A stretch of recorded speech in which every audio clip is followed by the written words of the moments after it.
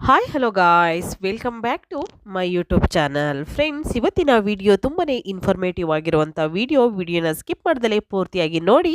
ಹಾಗೆ ನೀವ್ಯಾರಾದ್ರೂ first time ನನ್ನ ಚಾನಲ್ಗೆ ವಿಸಿಟ್ ಮಾಡಿದ್ರೆ ಪ್ಲೀಸ್ ನನ್ನ ಚಾನಲ್ನ ಸಬ್ಸ್ಕ್ರೈಬ್ ಮಾಡ್ಕೊಳ್ಳಿ, ಲೈಕ್ ಮಾಡಿ ಮತ್ತು ಹೆಚ್ಚೆಚ್ಚು ಶೇರ್ ಮಾಡಿ.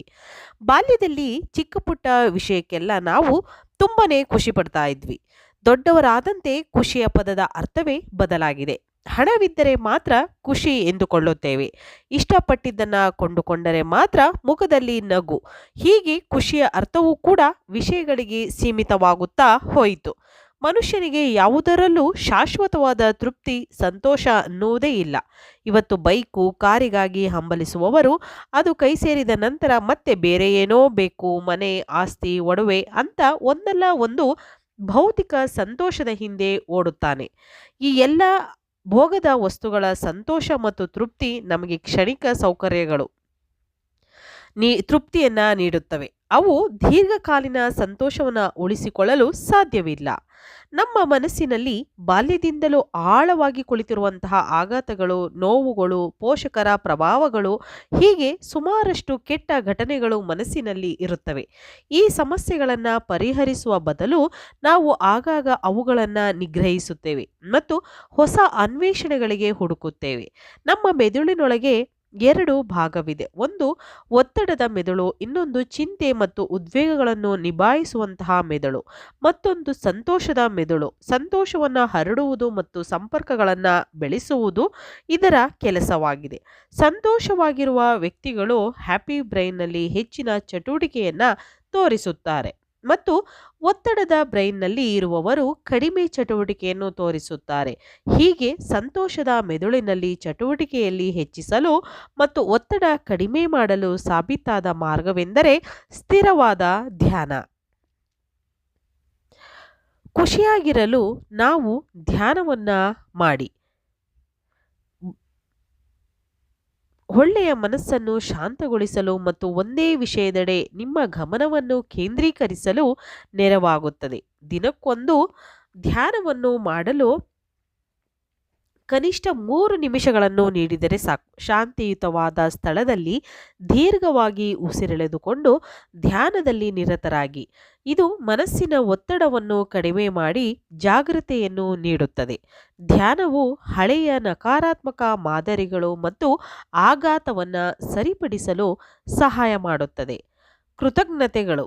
ನೀವು ಗಳಿಸಿರುವಂತಹ ಸಂತೋಷಕ್ಕೆ, ನೀವು ಈಗಿರುವ ಸ್ಥಿತಿಗೆ, ಸಿಕ್ಕಿರುವ ಖುಷಿಗೆ ಸಂತೋಷವನ್ನ ವ್ಯಕ್ತಪಡಿಸಿ. ನಿಮ್ಮಲ್ಲಿರುವ ಎಷ್ಟೋ ವಸ್ತುಗಳು ಬೇರೆಯವರ ಬಳಿ ಇರುವುದೇ ಇಲ್ಲ. ಅದಕ್ಕಾಗಿ ನೀವು ಮನಸ್ಸಿನಿಂದ ಖುಷಿ ಪಡಬೇಕು. ನಿಮ್ಮ ತಪ್ಪುಗಳನ್ನು ಸುಧಾರಿಸಿಕೊಳ್ಳಿ. ನೀವು ಹಿಂದೆ ಮಾಡಿರುವಂತಹ ತಪ್ಪುಗಳನ್ನು ತಿದ್ದುಕೊಂಡು ಈಗ ಹೇಗೆ ಸಂತೋಷವಾಗಿರಬೇಕು ಎಂಬುದರ ಕಡೆಗೆ ಹೆಚ್ಚು ಗಮನ ಕೊಡುವುದು ಅಗತ್ಯ. ಕೆಲವರು ಅನುಭವಿಸಿರುವಂತಹ ಕಹಿ ನೆನಪುಗಳನ್ನೇ ಮೆಲುಕು ಹಾಕುತ್ತಾ ಮತ್ತೆ ಮತ್ತೆ ನೋವು ಅನುಭವಿಸುತ್ತಿರುತ್ತಾರೆ. ಆದರೆ ಅದೆಲ್ಲ ಹೊರ ಬಂದಾಗ ಮಾತ್ರ ನೀವು ಸಂತೋಷವಾಗಿರಲು ಸಾಧ್ಯ.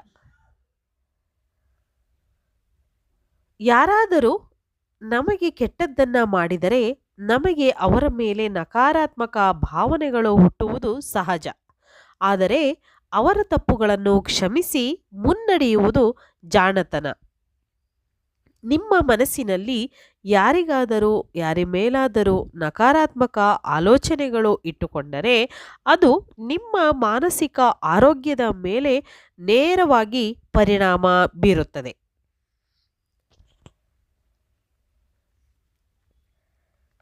ಸ್ವಯಂ ಆರೈಕೆ ಮಾಡಿಕೊಳ್ಳಿ. ನಿಮ್ಮನ್ನು ನೀವು ಪ್ರೀತಿಸುವುದನ್ನು ಮೊದಲು ಕಲಿಯಿರಿ. ನಿಮ್ಮನ್ನು ನೀವು ಆರೈಕೆ ಮಾಡಿ. ಸ್ಕಿನ್ ಕೇರ್ ಮೊದಲಾದ ಚಟುವಟಿಕೆಗಳಲ್ಲಿ ತೊಡಗಿಸಿಕೊಳ್ಳಿ. ಇದಕ್ಕಾಗಿ ಸಮಯವನ್ನು ಮೀಸಲಿಡುವುದು ನಿಮಗೆ ಬೇಸರವೆನಿಸಿದರೂ ಇಂತಹ ಚಟುವಟಿಕೆಗಳಲ್ಲಿ ತೊಡಗಿಸಿಕೊಳ್ಳುವುದು ನಿಮ್ಮ ಮನಸ್ಸಿಗೆ ಖುಷಿ ನೀಡುತ್ತದೆ, ಜೀವನಕ್ಕೆ ಹೊಸ ಉತ್ಸಾಹವನ್ನು ತುಂಬುತ್ತದೆ ಮತ್ತು ಆತ್ಮವಿಶ್ವಾಸ ಹೆಚ್ಚುವಂತೆ ಮಾಡುತ್ತದೆ.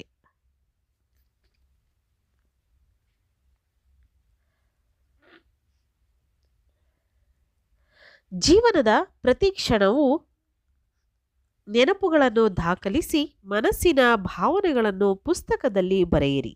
ನಿಮ್ಮ ಕನಸುಗಳು, ಗುರಿಗಳು ಮತ್ತು ಅಥವಾ ಖುಷಿಯ ಕ್ಷಣಗಳನ್ನು ಅಕ್ಷರ ರೂಪಕ್ಕೆ ಇಳಿಸಿ. ಇದರಿಂದ ಮನಸ್ಸಿನಲ್ಲಿ ಸಕಾರಾತ್ಮಕ ಆಲೋಚನೆಗಳು ಹೆಚ್ಚಾಗುತ್ತದೆ.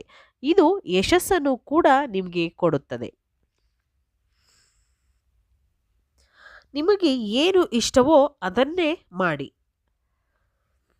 ನಿಮ್ಮ ನೆಚ್ಚಿನ ಚಟುವಟಿಕೆಗಳ ಮೇಲೆ ಕೇಂದ್ರೀಕೃತವಾಗಿರಿಸುವುದು ಬಹಳ ಮುಖ್ಯವಾಗಿರುತ್ತದೆ. ಇದು ಚಿಂತೆ ಎನ್ನುವ ದೂರ ಮಾಡಲು ಸುಲಭ ಮಾರ್ಗವಾಗಿದೆ. ನಿಮ್ಮ ಬಯಕೆಗಳ ಮೇಲೆ ಕೆಲಸ ಮಾಡುವುದು ಒತ್ತಡ ಮತ್ತು ಆತಂಕದಿಂದ ಮುಕ್ತಿ ಪಡೆಯಲು ಸಹಾಯ ಮಾಡುತ್ತದೆ.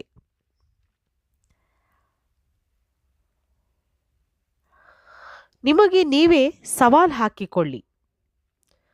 ಇದನ್ನು ಸವಾಲಾಗಿ ತೆಗೆದುಕೊಳ್ಳುವ ಬದಲು ನಿಮಗೆ ನೀವು ಸವಾಲಾಗಿ ಹಾಕಿ ನಿಮ್ಮ ವ್ಯಕ್ತಿತ್ವವನ್ನು ಹೇಗೆ ಸುಧಾರಿಸಿಕೊಳ್ಳುವುದು ಎಂಬುದರ ಕುರಿತು ಗಮನವಹಿಸಿ.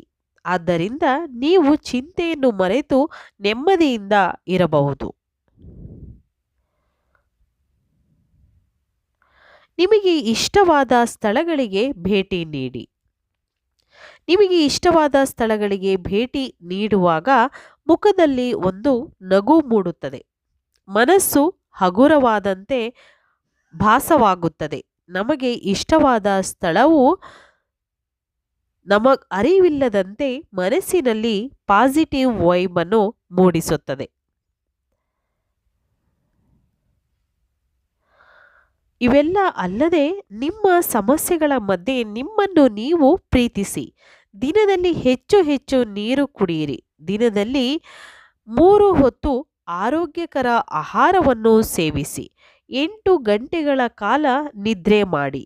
ದೈಹಿಕ ಮತ್ತು ಮಾನಸಿಕ ಆರೋಗ್ಯಕ್ಕೆ ಹಾನಿಕಾರಕವಾಗುವಂತಹ ಚಟುವಟಿಕೆಗಳನ್ನು ತಪ್ಪಿಸಿ.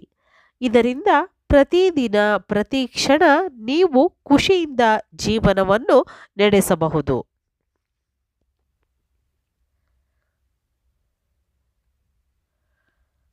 ವೀಕ್ಷಕರೇ, ಇವತ್ತಿನ ಈ ಎಲ್ಲ ಮಾಹಿತಿಗಳು ನಿಮಗೆ ಇಷ್ಟ ಆಗಿದೆ ಅಂತ ನಾನು ಭಾವಿಸ್ತೀನಿ. ಖಂಡಿತವಾಗ್ಲೂ ಸ್ವಲ್ಪನಾದರೂ ಇಷ್ಟ ಆಗಿದ್ರೆ ಚಾನಲ್ನ ಸಬ್ಸ್ಕ್ರೈಬ್ ಮಾಡ್ಕೊಳ್ಳಿ, ಹಾಗೆ ಲೈಕ್ ಮಾಡಿ, ಮತ್ತು ಹೆಚ್ಚು ನನ್ನ ವಿಡಿಯೋನ ನಿಮ್ಮ ಫ್ರೆಂಡ್ಸ್ ಮತ್ತು ರಿಲೇಟಿವ್ಸ್ ಗ್ರೂಪಲ್ಲಿ ಆದಷ್ಟು ನನ್ನ ವಿಡಿಯೋನ ಶೇರ್ ಮಾಡಿ ಫ್ರೆಂಡ್ಸ್. ಹಾಗೆ ನಿಮಗೆ ಇನ್ನು ಯಾವೆಲ್ಲ ಟಿಪ್ಸ್ಗಳು ಬೇಕೋ ಖಂಡಿತವಾಗ್ಲೂ ಕಾಮೆಂಟ್ ಸೆಕ್ಷನಲ್ಲಿ ತಿಳಿಸಿ. ನಾನು ನಿಮಗೆ ಇಷ್ಟ ಆಗುವಂತಹ ಒಂದು ಟಿಪ್ಸ್ಗಳನ್ನು ಖಂಡಿತವಾಗ್ಲೂ ಶೇರ್ ಮಾಡ್ತೀನಿ. ಓಕೆ, ಸೊ ಇವತ್ತಿನ ವಿಡಿಯೋ ಸ್ವಲ್ಪನಾದರೂ ಇಷ್ಟ ಆಗಿದ್ರೆ ಚಾನಲ್ನ ಸಬ್ಸ್ಕ್ರೈಬ್ ಮಾಡ್ಕೊಳ್ಳಿ. ಇವತ್ತಿನ ವಿಡಿಯೋನ ಇಲ್ಲಿಗೆ ಮುಗಿಸ್ತಾ ಇದ್ದೀನಿ. ಮತ್ತೆ ಇನ್ನೊಂದು ಹೊಸ ವಿಡಿಯೋ ಜೊತೆ ಬರ್ತೀನಿ ಫ್ರೆಂಡ್ಸ್. ಅಲ್ಲಿವರೆಗೂ ನಿಮ್ಗೆಲ್ಲರಿಗೂ ಕೂಡ ಹೃದಯಪೂರ್ವಕವಾಗಿ ಧನ್ಯವಾದಗಳು.